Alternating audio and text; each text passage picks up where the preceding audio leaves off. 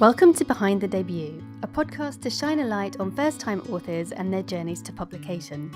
I'm your host, Michelle Reeves, a traditionally and self-published author myself, and in each episode we'll dive into the experiences of debut writers, how they got started, the challenges they faced, and what it really takes to bring a first book into the world.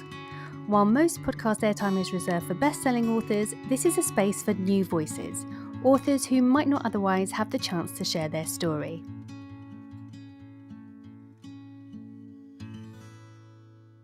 In today's slightly different episode, I'm delighted to welcome Kate Tremills. Kate and I first connected on Substack, and I just loved her refreshing take on the creative journey that so many of us are on. Her first fiction novel, Messenger, actually came out in 2017, so a while ago now. But Kate has such an interesting background to her writing journey that I really wanted to share her story on the show. Hi Kate, thank you so much for joining me on the show today. Can you start off by introducing yourself and tell us a bit about your first book and what inspired you to write it? Hi there, my name is Kate Tremills, and I write under the fiction pen name K.M. Tremills. That came about probably inspired by a lot of the authors that I love who use their initials. And also, I'm actually really glad that I did that now because I write nonfiction under my full name, Kate Tremills. My background actually includes a whole lot of writing, but writing in different mediums. So I've been a consultant in the high tech industry. I wrote for years, over a decade, in the film industry as a screenwriter and had an agent and a manager in Los Angeles, writing primarily full film screenplays in the thriller and romantic comedy genres. And then towards the end of my career, I was doing a lot of pitches for TV shows because I think I was realizing how much I love series, and especially with what you can see is happening in television now. And I think I also got to see that in a way, television was the most evolved medium. It's where there was a lot more representation, and in particular of women. And my stories, especially as a screenwriter and definitely as a novelist, always feature really powerful female protagonists. And that's why, towards the end of my career, I was really pitching a lot of TV series. And it came to a point where I recognized that it was going to be very challenging, not only to get a film made, but also to get a film made that had a really strong female heroine. And that's when I switched from writing screenplays to writing novels. And I have never looked back. So I still consider myself a screenwriter. I'm still a member of the Writers Guild of Canada, which is our screenwriting organization, our screenwriting union, really. And screenwriting taught me so much about structuring story and character development and plot and how all of that is interwoven to tell a really powerful story. So my first book actually came about while I was still a screenwriter. The story kept coming to me, and what kept showing up was the first scene.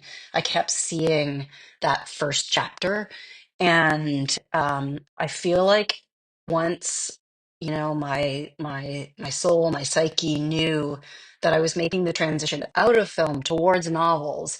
It's like that story got louder and louder, and hilariously, I had actually started writing a different novel when my first completed book, just basically took over. It was like it shoved the other book aside and basically told me to start writing. And that was actually both, you know, scary and thrilling at the same time. So that's how I wrote the book Messenger, which was my first novel.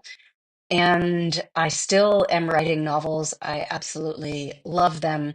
That was in the fantasy romantasy genre. I also absolutely adore urban fantasy, and my book Blue Moon is the first in a series in an urban fantasy series.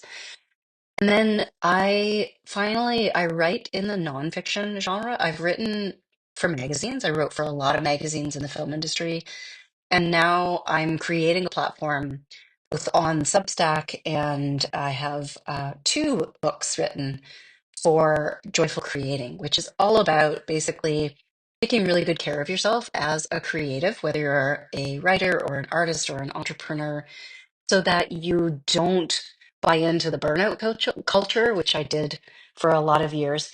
And you don't have to succumb to burnout, and instead, you can take really, really good care of your creative energy, as well as breaking through overwhelm and perfectionism so that you do put your work out into the world. So, that is my nonfiction passion. And I love all of those. I have multiple ways that I really enjoy writing, and that's a delight to me. I just love your background, Kate. It's so interesting, and being a screenwriter, as you were, must give you quite an interesting perspective on novel writing. So let's talk a bit about that. When you started writing Messenger, did you plan it extensively, or are you sort of more of a discovery writer? I've bounced back and forth between being a plotter and a pantser. So, as a screenwriter, I was very much a plotter. And some of that is because screenwriting, when you're writing a screenplay, it needs to be a specific amount of time and it has a specific number of scenes. And you have to hit really key plot points and turning points, which of course exist in novels as well, but it's really critical in terms of having people read your screenplay, be interested in it, get it produced. So I was very much a plotter when it came to screenplays, and I still really love that. I think it taught me so much about structure. Hilariously, once I came to writing Messenger, maybe because it had been so many years of being a plotter, I went full pantser for Messenger. So that one came through me really quickly, actually. And I think a lot of that is due to the fact that I spent 10 to 12 years learning structure and internalizing structure as well as character development.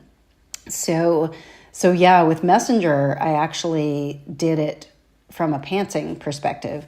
But what I would say is that what I've noticed is when I do that, it puts the editing pressure on subsequent drafts, so the second and third drafts and things like that, as opposed to when I put more time into outlining and what in screenwriting we call the step outline. So basically in novel writing, laying out the chapters, deciding who is in those chapters and what key plot points are going to happen in those chapters, then that's actually works better for me now. So I've actually got a bit of a hybrid approach where I do an outline for the chapters and I have a really solid sense of where the story is going, especially if it's a pretty complicated story with a lot of characters.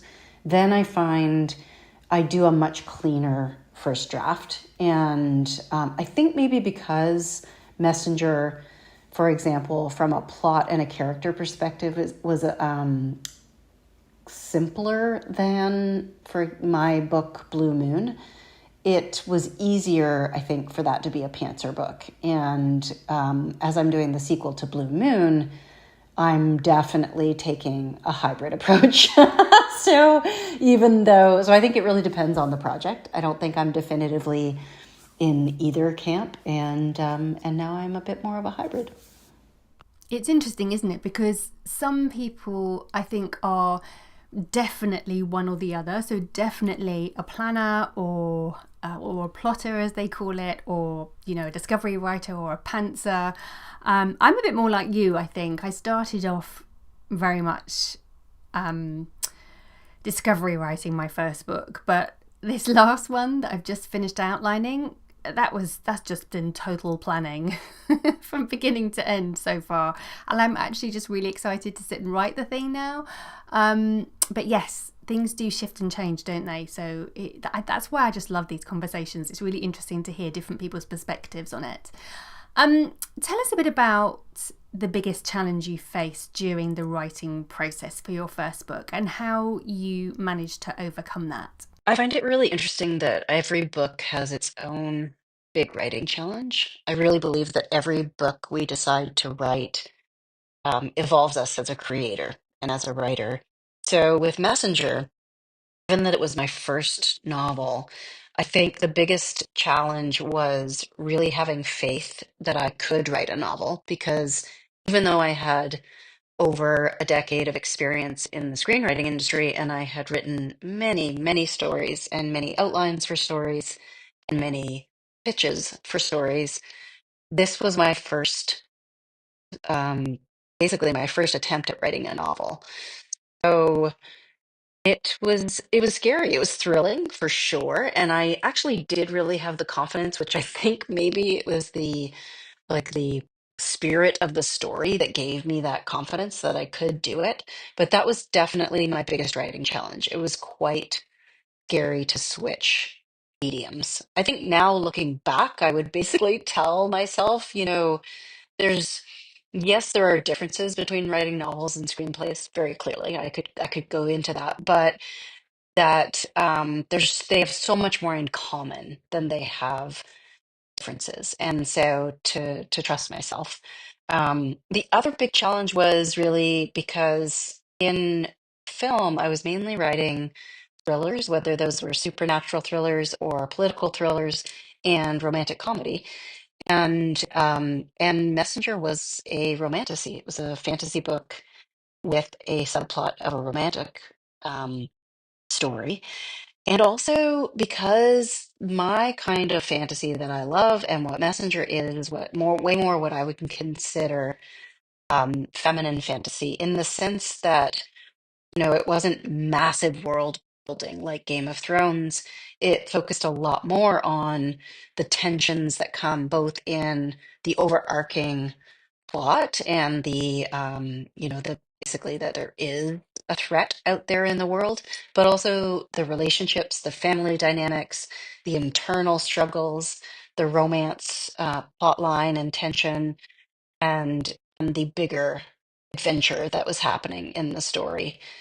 So, a lot less of the political machinations that can happen in the traditional epic, very masculine fantasy genre. So I'm really pleased that I overcame it. Honestly, I overcame it by writing the book and then continuing to write the second and the third books and to really discover that there was a huge fan base out there for fantasy with a female protagonist, and also that really basically spoke to themes that women care about and that meant more to them. And I'm a big advocate for write your way to confidence. So the biggest way that I overcame the challenge was by writing and by telling the story and building that confidence as I wrote it. Write your way to confidence. I love that. That feels like the title to a course that you should probably set up if you haven't already. I'm just going to go a little bit deeper onto that challenge. So, was there a particular chapter, scene, or maybe character that you particularly enjoyed writing or found particularly hard to write in Messenger? With Messenger, I would say that the chapters and the scenes that I found most rewarding to write were the ones that take place between Adrian and Gabriella. So Adrian is established as her mentor, as her guide, and then as they're adventuring, of course, the romantic tension shows up between them. And I think what was especially satisfying is how much they teach each other. So there's a lot that Gabriella teaches Adrian, and in a way, by the time we get to the end of the series, the roles have kind of switched. So it was really fun to write those scenes, and also because when we meet Gabriella at the beginning of Messenger, she's been alone for a while. She's been in hiding, and her world, as she knows it, is has been completely destroyed. Like from the perspective of what what was safety and the family that she came from is gone basically, and so it was really quite beautiful to have them meet each other and have her find someone that she can count on and build trust with. that she hasn't had for a few years. And having that evolve as you're writing it is really, really satisfying. And then you'll know this fairly quickly that her best friend in the book is her horse, Casimir.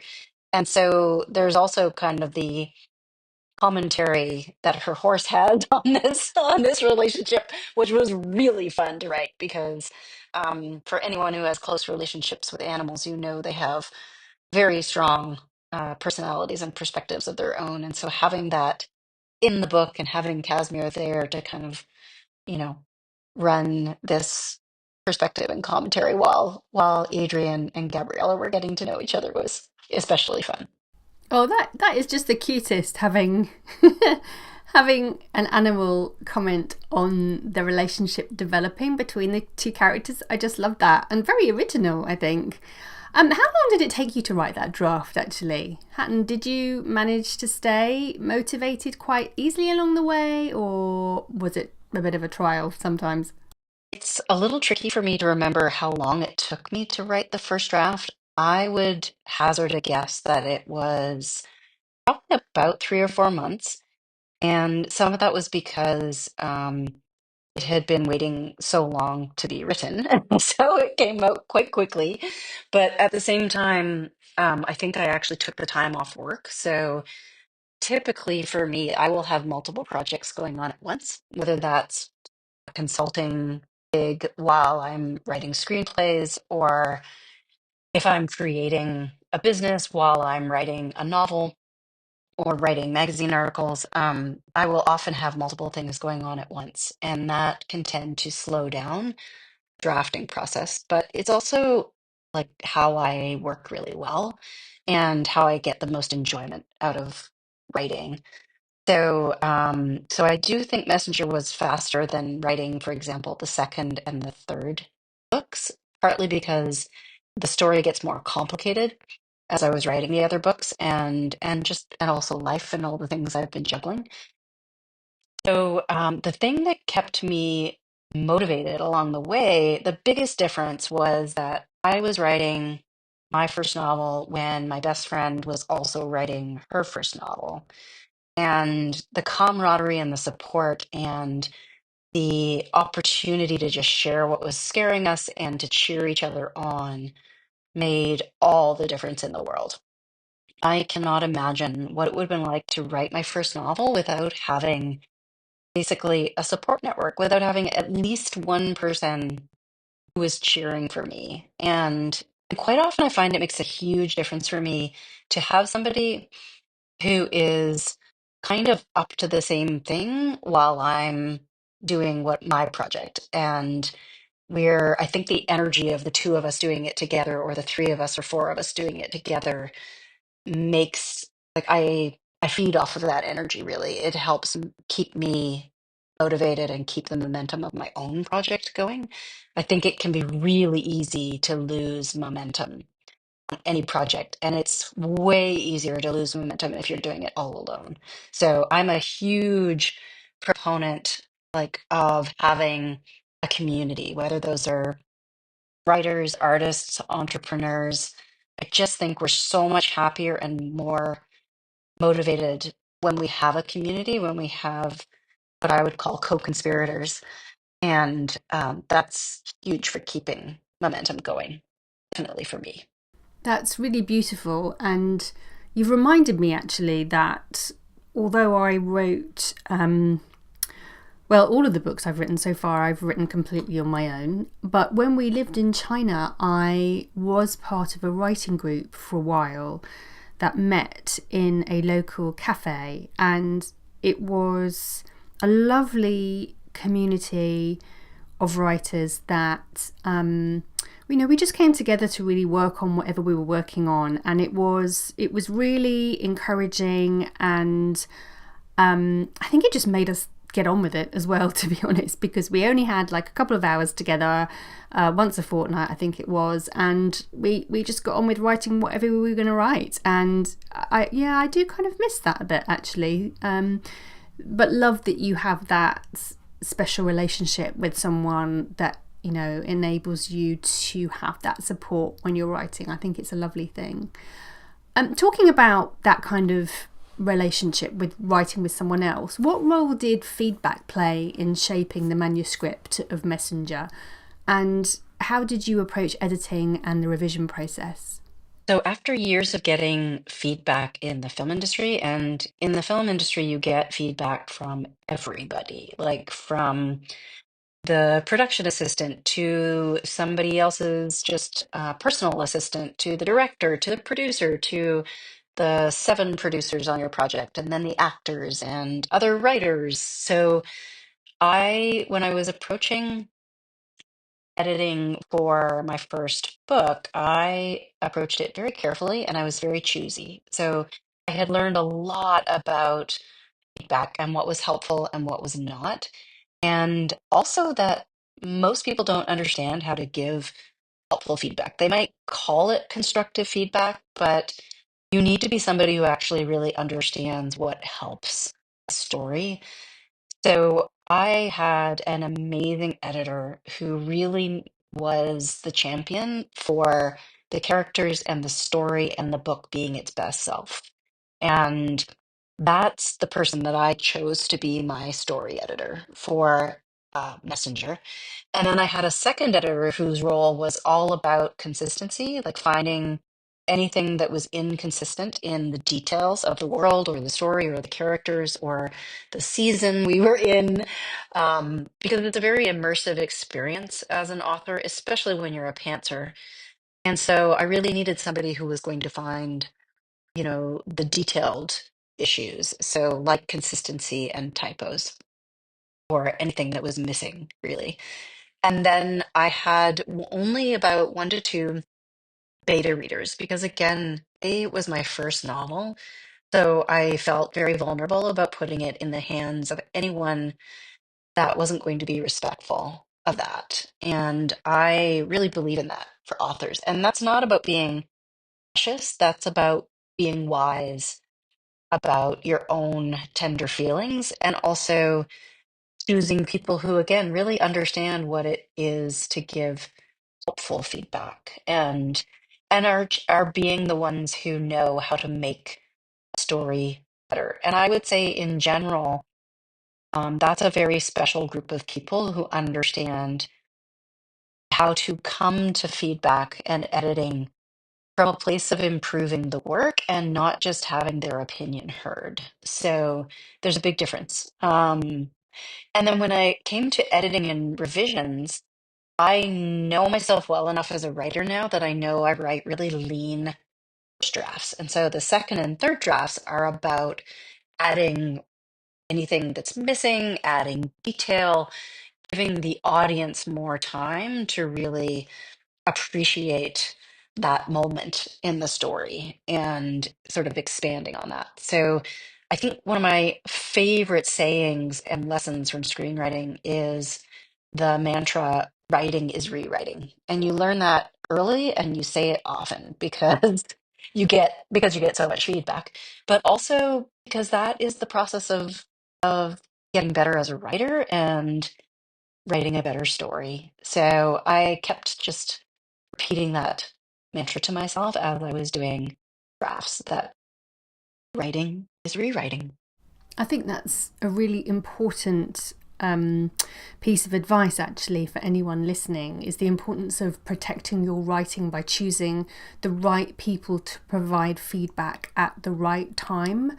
I think there's nothing worse than getting the wrong feedback at the wrong time, because it can really scupper our whole writing project. And, as writers, we often suffer from self-doubt anyway. So if, as you say, you have feedback from people that really don't understand how to provide constructive criticism or the right kind of feedback, which, shouldn't be opinion based, it can really derail a fantastic idea that you fall in love with. You can very easily fall out of love with it. So I think that is such a good point you've made there, Kate.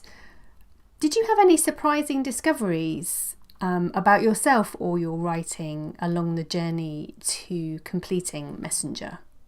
What surprised me most was how much the story pulled me along. I was clearly very ready to write it. And even though I was nervous, I was thrilled to be writing my first book. I knew that this had been a long time coming. And I just really felt like that story had arrived for me to tell. And much like Elizabeth Gilbert talks about in Big Magic, I felt like the protagonist, Gabriella, had chosen me and had shown up several times actually while I was a screenwriter trying to prompt me to write this story. So it made the journey really exciting. And what surprised me was that once I decided that I was doing it, once I jumped in, it was a little bit like riding a runaway horse. And that was thrilling. It was terrifying and thrilling, just like riding a runaway horse would be, I imagine. It did really help that I had been writing story for a long time. So I think there was an internal confidence about character and story and just the thrill of creating that encouraged me to keep going. So that was really amazing. And I did get surprised just realizing how strong I had become with dialogue because of, if you've ever seen a screenplay, like they're very dialogue focused as opposed to the prose. And then I think I was hoping that would be the case, but it was also such a delight to get to really write prose, like beyond just, hey, here's where we are and, where the story, how somebody has turned or, drawn a weapon or something like that in a screenplay. But in a novel, you get to actually really enjoy the prose and describe something to its fullest. So, those were probably the biggest surprises. Okay, let's switch tack here for a moment and talk about marketing. How have you approached promotion and marketing, and do you enjoy doing it? My approach to promoting the book has been primarily social media, speaking at conferences and speaking at book shows or hosting a table at a book show. I'm in the process of learning more about Amazon advertising and also book tours. I definitely feel like Amazon advertising would be probably the smartest move since it's an ecosystem of readers, like people who are already looking for books.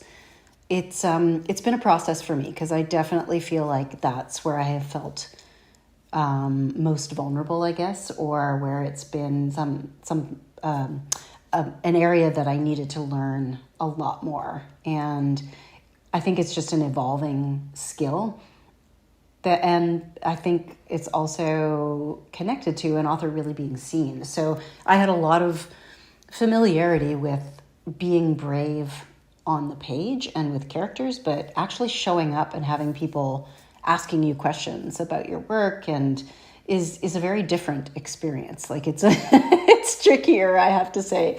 So I'm looking forward to continuing to get brave with my marketing, and it gets easier. I will say that.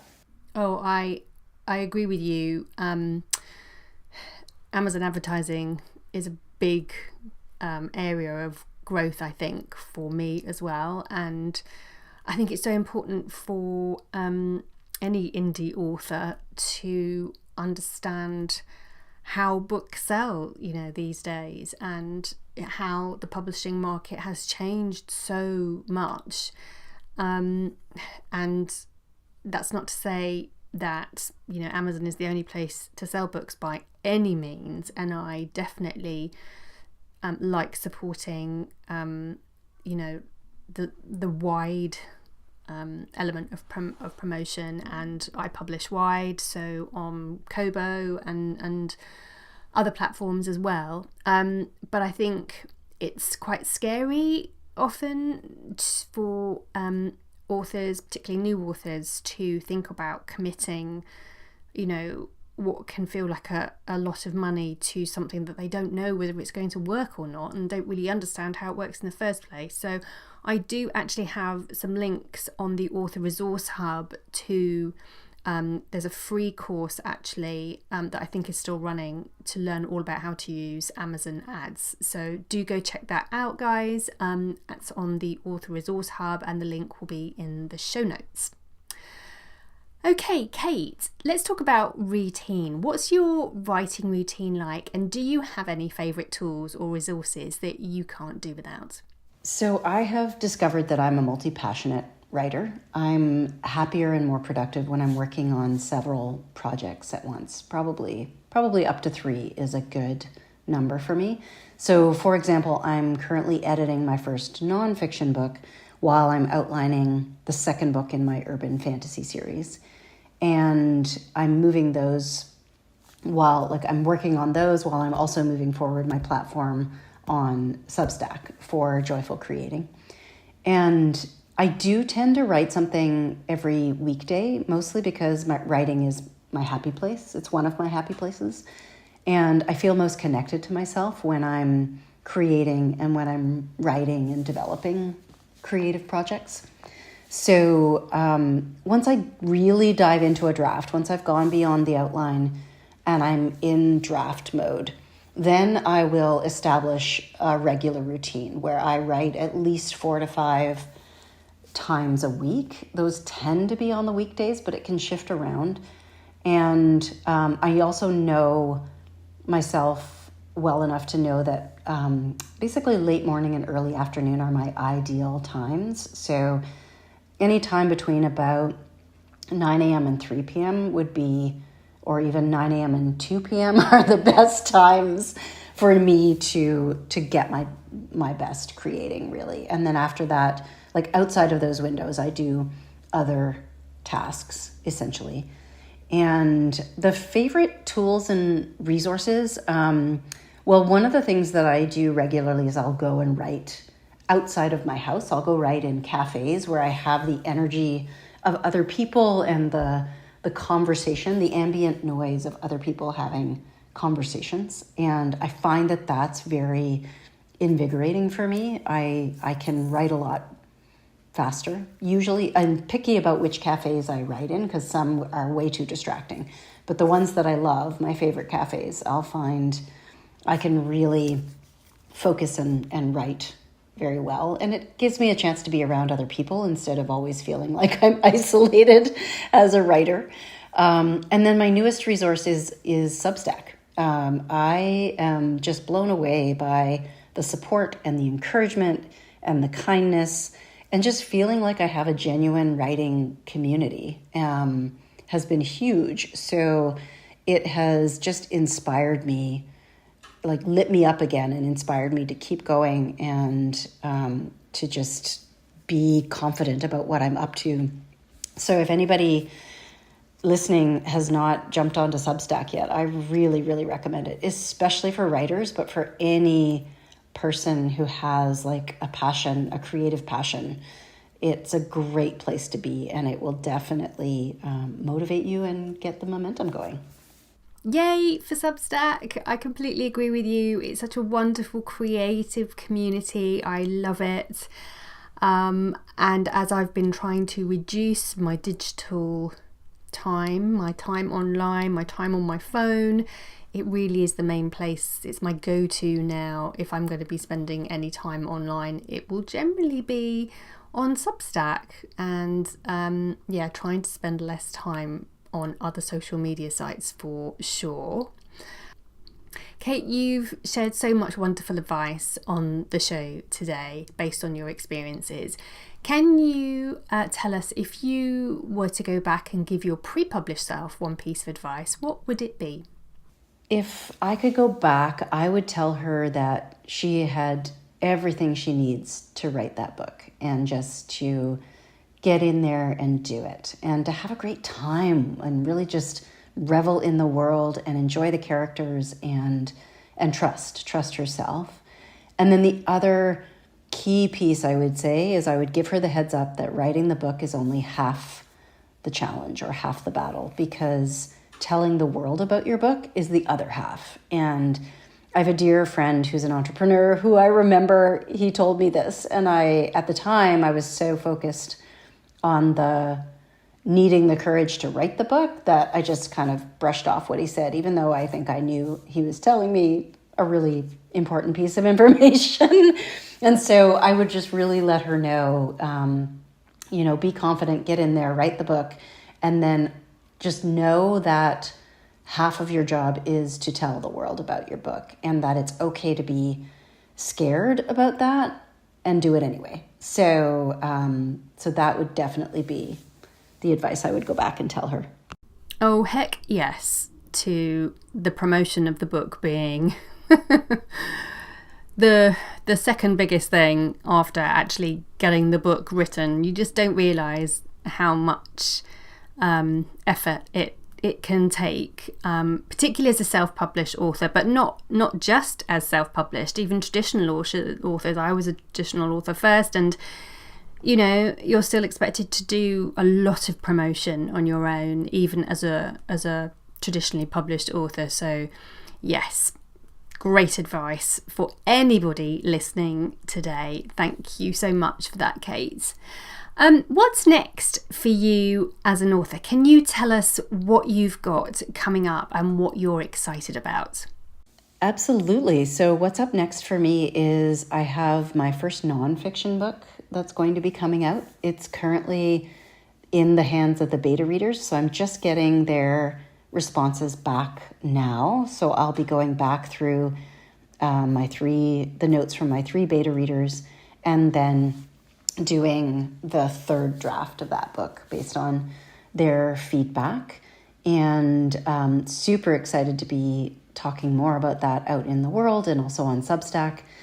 And also I'm outlining the sequel to my book Blue Moon, which is my urban fantasy series.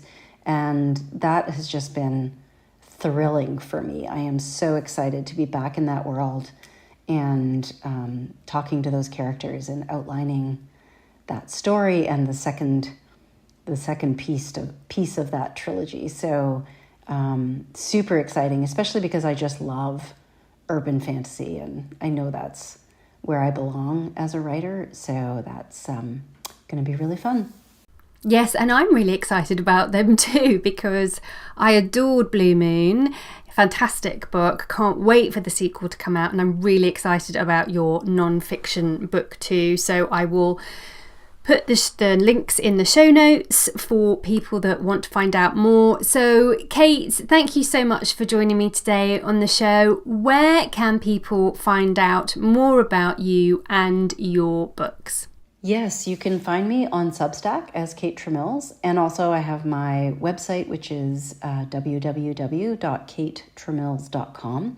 And my books are most easily found on Amazon and Barnes & Noble. You can actually request to have your local bookstore or library bring them in. I know that those bookstores have limited space, and so typically you would have to make the request. My books are available both in ebook format and also paperback. So I hope you enjoy them. That's it for this episode of Behind the Debut. A huge thank you to Kate for sharing her journey with us. And if you enjoyed this episode, please do consider subscribing, leaving a review, or sharing it with a fellow book lover. It really helps new authors to get discovered. You can find out more about today's guest, including where to buy their books, in the show notes. And if you're a debut author yourself and would love to be featured, email me at michelle@michellereeveswrites.com for more details. Thanks for listening, and until next time, keep writing, keep dreaming, and keep turning the page on your own story.